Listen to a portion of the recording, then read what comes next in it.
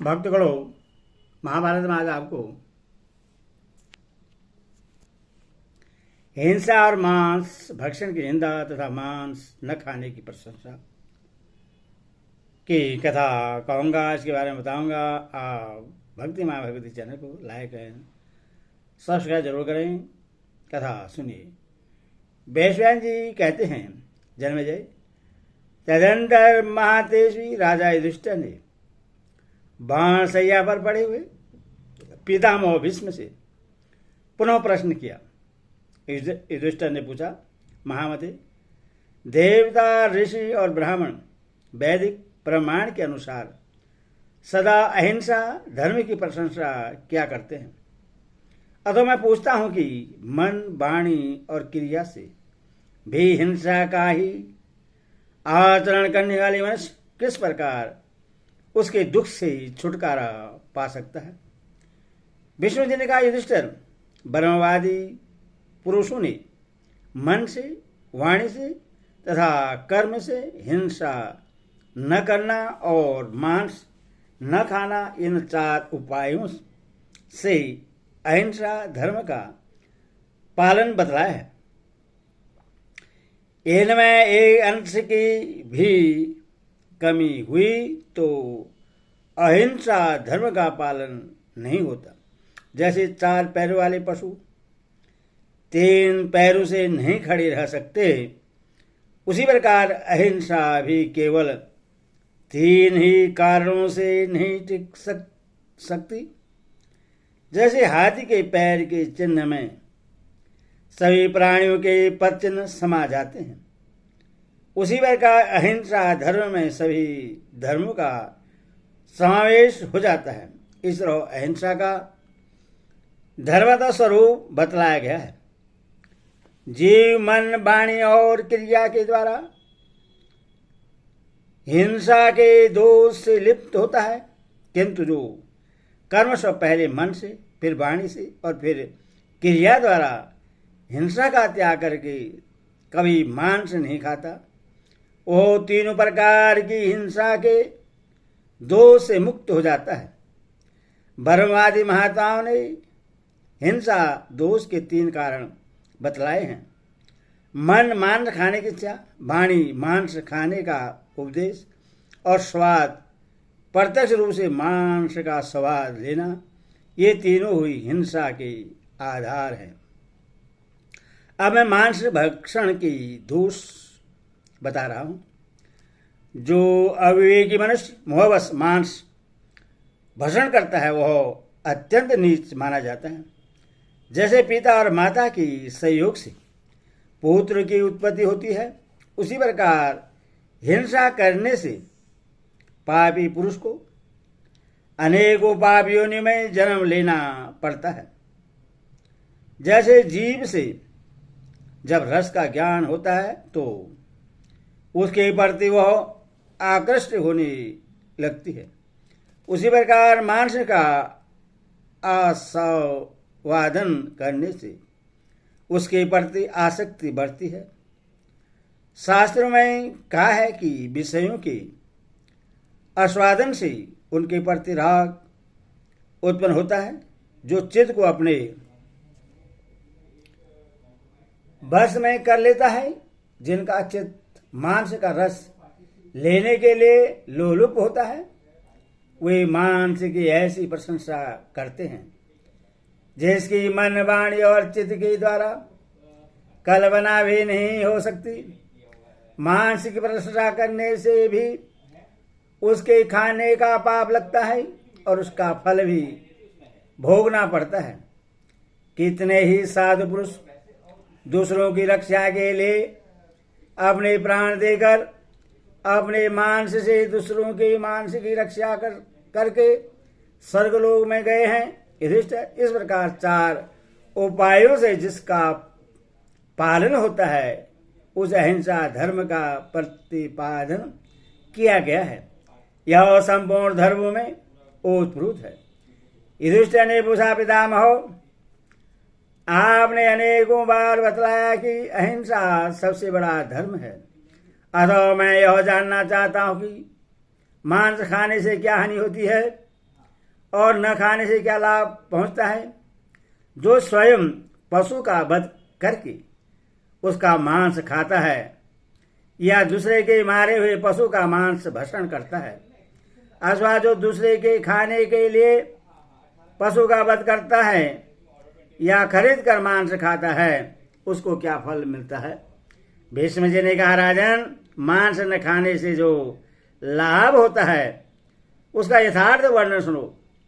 जो सुंदर रूप, सडोल शरीर, पूर्ण आयु, उत्तम बुद्धि, सत्व, बल और समन शक्ति प्राप्त करना चाहते हैं, उन महात्माओं ने हिंसा का सर्वदा परित्याग कर दिया था। इस विषय को लेकर ऋषियों ने अनेकों बार वाद विवाद हो चुका है। अंत में उन्होंने जो सिद्धांत निश्चय किया है उससे बता रहा हूं, सुनो। जो पुरुष व्रत का पालन करता हुआ प्रतिमास अश्वमेध यज्ञ का अनुष्ठान करता है तथा जो केवल मधु और मांस का परित्याग करता है, उन दोनों को एक सा ही फल मिलता है। सप्तर्षि, बालकिन्य और मनीषी आदि मनीषी महर्षि मांस न खाने की प्रशंसा करते हैं। स्वयंभू मनु का वचन है कि जो मनुष्य न मांस खाता है, न पशु की हिंसा करता और न दूसरे से ही हिंसा कराता है, वह संपूर्ण प्राणियों का मित्र है। जो पुरुष मांस का त्याग कर देता है उसका कोई भी प्राणी तिरस्कार नहीं करता, वह सबका विश्वास पात्र हो जाता है तथा साधु पुरुष सदा ही उसका आदर करते हैं। धर्मात्मा नारद जी कहते हैं, जो दूसरे के मांस से अपना मांस बढ़ाना चाहता है उससे अवश्य ही दुख उठाना पड़ता है। व्यास जी का कथन है, जो मधु और मांस त्याग देता है उससे दान, यज्ञ और तपस्या का फल प्राप्त होता है। मेरा तो ऐसा विचार है कि एक मनुष्य यदि 100 वर्ष तक प्रतिमास अश्वमेध यज्ञ का अनुष्ठान करता है और दूसरा मांस न खाने का नियम पालन करता है तो उन दोनों का कार्य समान ही है। मधु और मांस का त्याग कर देने से मनुष्य सदा यज्ञ करने वाला, सदा दान देने वाला और सदा तप करने वाला समझा जाता है। जो पहले से मांस खाता रहा हो और पीछे उसका सर्वदा परित्याग कर दे तो उसको जितना पुण्य होता है उतना संपूर्ण वेदों के अध्ययन और समस्त यज्ञों के अनुष्ठान से भी नहीं हो सकता। जो विद्वान सब जीवों को अभय दान कर देता है वही संसार में निसंदेह प्राणदाता माना जाता है। इस प्रकार विद्वान पुरुष अहिंसा रूप परम धर्म की प्रशंसा करते हैं। जैसे मनुष्य को अपने प्राण प्रिय होते हैं उसी प्रकार समस्त प्राणियों को अपने अपने प्राण प्रिय जान पड़ते हैं।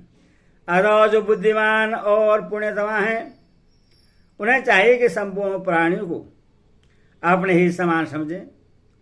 जब अपने कल्याण की इच्छा रखने वाले विद्वानों को भी मृत्यु का भय बना रहता है तो जीवित रहने की इच्छा वाले निरोग और निरपराध प्राणियों को, जिन्हें मांस पर जीविका चलाने वाले पापी पुरुष बलपूर्वक मार डालते हैं, क्यों न भय होता होगा।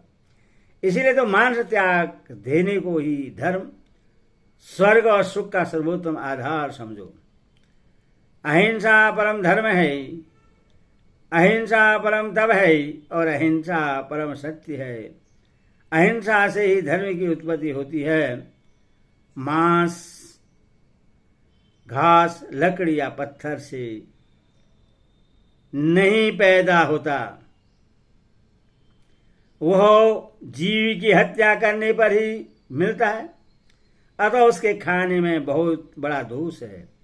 जो लोग स्वाहा देव यज्ञ और स्वधा पितृयज्ञ का अनुष्ठान करके यज्ञ शिष्ट अमृत का भोजन करने वाले तथा सत्य और सरलता के प्रेमी हैं वे देवता हैं, किंतु जो कुटिलता और असत्य भाषण में प्रवृत्त होकर सदा मांस भक्षण किया करते हैं उन्हें राक्षस समझना चाहिए। जो मनुष्य मांस नहीं खाता वह संकटपूर्ण स्थान, भयंकर दुर्ग और गहन वनों में रात दिन और संध्या के समय चौराहों और सभाओं में तथा हथियार उठाए हुए मनुष्यों, सर्पों और हिंसक पशुओं के बीच में पड़ जाने पर भी किसी से भय को नहीं प्राप्त होता। इतना ही नहीं, वह समस्त प्राणियों को शरण देने वाला और सबका विश्वास पात्र होता है। संसार में न तो वह दूसरे को उद्वेग में डालता है और न स्वयं ही उद्विग्न होता है। जगत में यदि मांस खाने वालों का अभाव हो जाए तो पशुओं की हिंसा करने वाला भी कोई न रहे। हिंसक मनुष्य मांसखोरों के लिए ही प्राणियों का वध करता है। यदि मांस को अभक्ष्य समझकर सब लोग उससे खाना छोड़ दें तो पशुओं की हत्या स्वस्थ ही बंद हो जाएगी। हिंसा करने वाले की आयु क्षीण होती है, इसीलिए अपना कल्याण चाहने वाले मनुष्य को मांस का परित्याग कर देना चाहिए। जैसे यहाँ हिंसक पशुओं का लोग शिकार खेलते हैं, उसी प्रकार जीवों की हिंसा करने वाले भयंकर मनुष्य को दूसरे जन्म में सभी प्राणी क्लेश पहुंचाते हैं। उस समय उन्हें कोई संकट से बचाने वाला नहीं मिलता। लोभ से, बुद्धि के मोह से, बल वीर्य की प्राप्ति के लिए अथवा पापियों के संसर्ग में आने से मनुष्य की अधर्म में रुचि हो जाती है।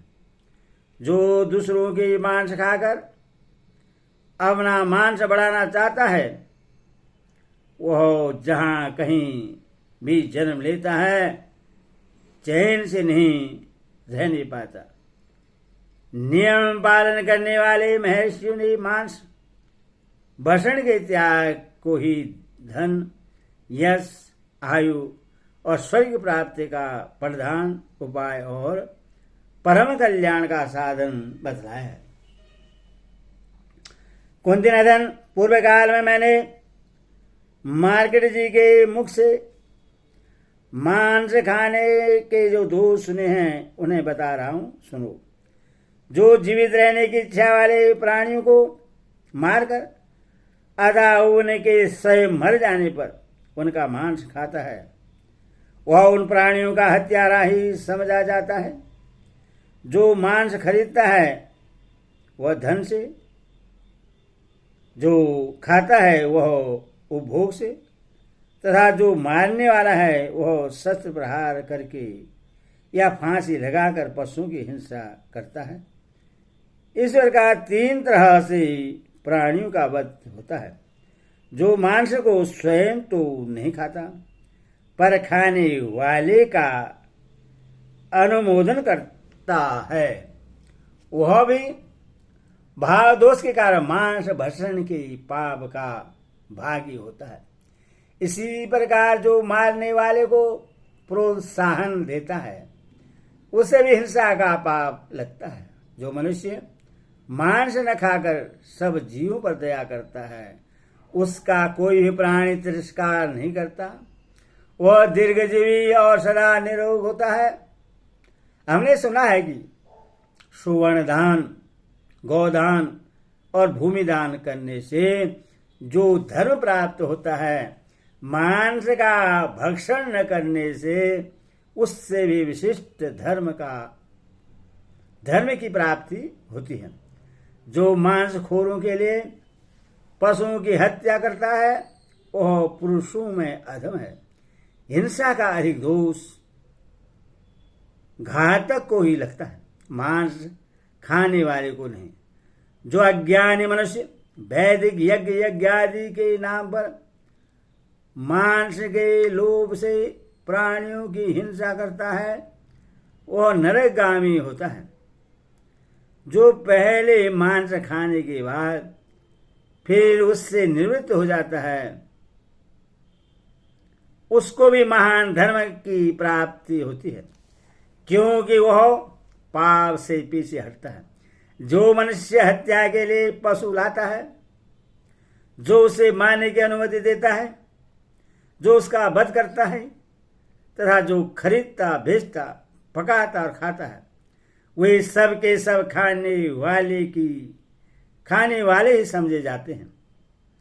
जो मनुष्य परम शांतिमय जीवन व्यतीत करना चाहता हो उसे दूसरे प्राणी के मांस का सर्वदा त्याग कर देना चाहिए। मांस न खाने से सब प्रकार का सुख मिलता है। जो 100 वर्षों तक कठोर तपस्या करता है तथा जो केवल मांस का परित्याग कर देता है वे दोनों मेरी दृष्टि से एक समान है। ईश्वर का अहिंसा ही सबसे उत्तम धर्म है। जो महात्मा इसका पालन करता है वे स्वर्ग के निवासी होते हैं। जो सदा धर्म का आचरण करते हुए बाल्यकाल से ही मधु मांस और मदिरा का त्याग कर देते हैं वे मुनि कहलाते हैं। जो पुरुष मांस भक्षण के त्याग रूपी अहिंसा धर्म का स्वयं आचरण करता और दूसरों को उपदेश देता है वह पहले का महान दुराचारी होने पर भी कदापि नरक में नहीं पड़ता। जो मांस भक्षण के त्याग रूप इस परम पवित्र एवं ऋषियों द्वारा प्रसिद्ध विधि का सदा पाठ या श्रवण करता है वह सब पापों से मुक्त हो जाता है तथा उसकी समस्त कामनाएं पूर्ण हो जाती हैं। इतना ही नहीं, इसके पाठ और श्रवण करने पर आपत्ति में पड़ा हुआ पुरुष आपत्ति के कैद में पड़ा हुआ कैद से, रोगी रोग से और दुखी दुख से छुटकारा पा जाता है। इसके प्रभाव से मनुष्य त्रियग योनि में नहीं पड़ता तथा उसे संडरोग संपत्ति और महान यश की प्राप्ति होती है। इस प्रकार मैंने ऋषियों की बतलाई हुई यह मांस त्याग की विधि बतलाई है।